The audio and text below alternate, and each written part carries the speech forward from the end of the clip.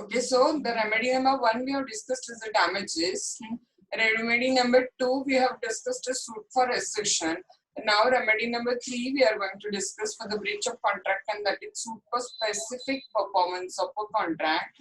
Actually this remedy is available under Specific Relief Act 1963. Afterward in the 8th unit the same remedy we are going to discuss in detail, and we are also going to have the broad question of 20 marks on this question, suit for specific performance of a contract. When court grant the specific performance and when court did not grant the specific performance. असं म्हणून तुम्हाला एक broad question पण येईल, पण त्या broad क्वेश्चनचा answer कुठे सांगा तर युनिट नंबर 8 मध्ये आपण टाकलेला आहे. आणि इथे आपण कॉमन क्वेश्चनचा आन्सर टाकतोय, remedies for the Breach of contract. तर दोन रेमेडीज आपण डिस्कस केलेले आहेत. Remedy number 1 damages, remedy number 2 suit for rescission. आता रेमेडी नंबर 3 डिस्कस करतोय, suit for specific performance of a contract. As I told you, first of all, specific performance of contract म्हणजे काय सांगा तर we don't want damages, we don't want any alternative remedy. We want only what has been agreed in the terms of the contract. तेच perform करून पाहिजे. म्हणजे काय आलं सांगत तर suit for specific performance. No alternative remedies expected. Okay, what is decided in the terms of contract तेच fulfil करून पाहिजे. म्हणजे काय आलं सांगत तर स्पेसिफिक परफॉर्मन्स ऑफ कॉन्ट्रॅक्ट आला. Generally court specific performance of contract कधी ग्रँट करते सांगा तर मनी ॲडिक्वेट रेमेडी नसेल तर court specific performance of contract काय करते तर ग्रँट करते. मग आता you may have a question in the mind की मनी ॲडिक्वेट रेमेडी नाहीये म्हणजे काय सांगा तिथं. तर मनी ॲडिक्वेट रेमेडी नाहीये याचा अर्थ त्या व्यक्तीचं पैशानं नुकसान भरून येणार नाहीये.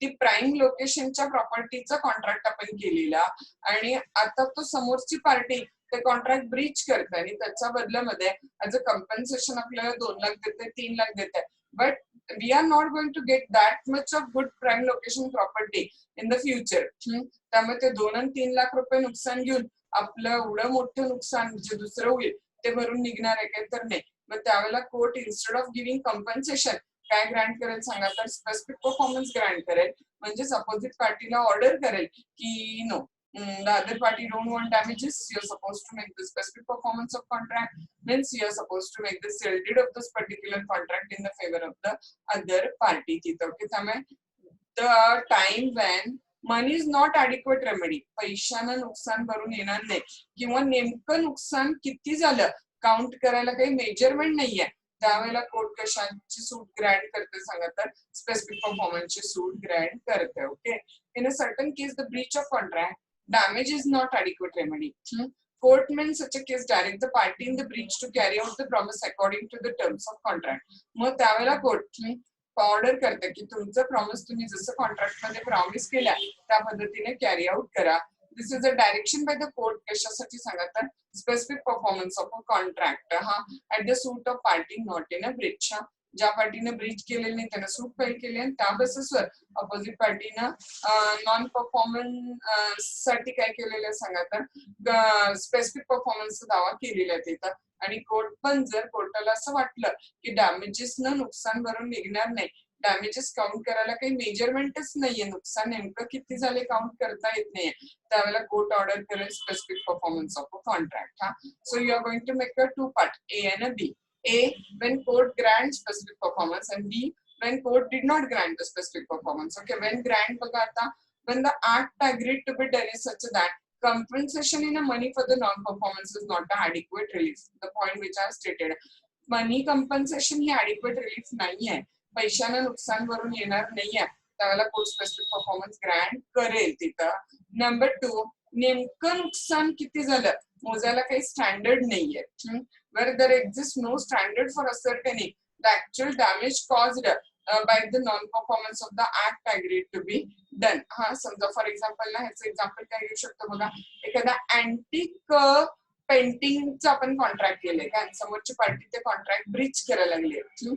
आता इथे नेमकं नुकसान किती होईल कॉन्ट्रॅक्ट ब्रीच केल्यामुळं काउंट कसं करणार सांगा, कारण ते पेंटिंग अँटिक आहे ना, 1 and only आहे, त्यामुळे त्याच्यासारखं सिमिलर पेंटिंग दुसरं कुठलं नसेल की because of which we can make a measurement of damages what has been caused by the Breach.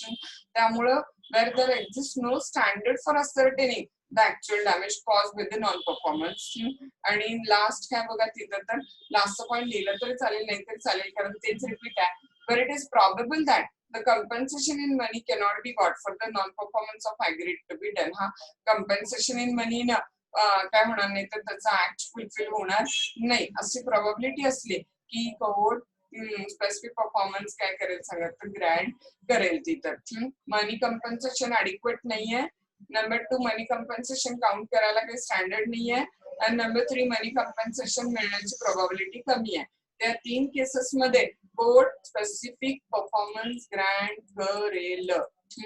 आता अपोजिट साइड बघा बी करायचंय का when court not grant specific performance. ग्रँटला ए केलं नॉट ग्रँटला बी करतोय तिथं नंबर 1 जिथे डॅमेजेस ॲडिक्वेट रेमेडी आहे. म्हणजे सिंपल कॉन्ट्रॅक्ट कसं आहे की जे सहज तुमचं झालेलं नुकसान पैशाने भरून निघेल मग कोर्ट त्यावेळेला स्पेसिफिक परफॉर्मन्सच्या लेंदी प्रोसिजर मध्ये पडत नाही. हा डायरेक्ट डॅमेजेस अलाउड करताय आणि डॅमेजेसची रेमेडी तुम्हाला ग्रँट करते. ओके त्यामुळे Wien your compensation in a money is a adequate remedy. तुमचं नुकसान असं आहे की जे सहज पैशात भरून काढता येईल त्यावेळेला कोर्ट स्पेसिफिक परफॉर्मन्स ग्रँट करणार नाही. हा नंबर 2 बघा ज्या वेळेला कॉन्ट्रॅक्टच्या टर्म्स अनसर्टन आहेत इनइक्विटेबल आहेत. कारण स्पेसिफिक परफॉर्मन्स ग्रँट करायला नेमकं काय फुलफिल करायचं हे माहिती पाहिजे ना. कॉन्ट्रॅक्टच्या टर्म्सच वेग असतील सर्टन नसतील तर त्यावेळेला पण कोर्ट स्पेसिफिक परफॉर्मन्स ग्रँट करणार नाही.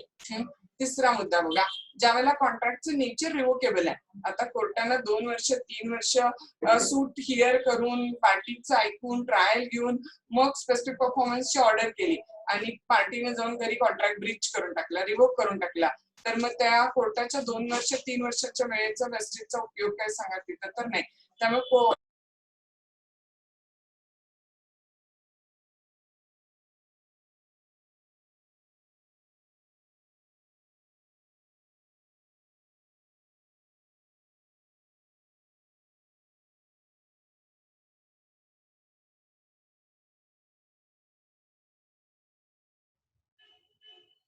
मॅम आवाज येत नाही आहे तुमचा.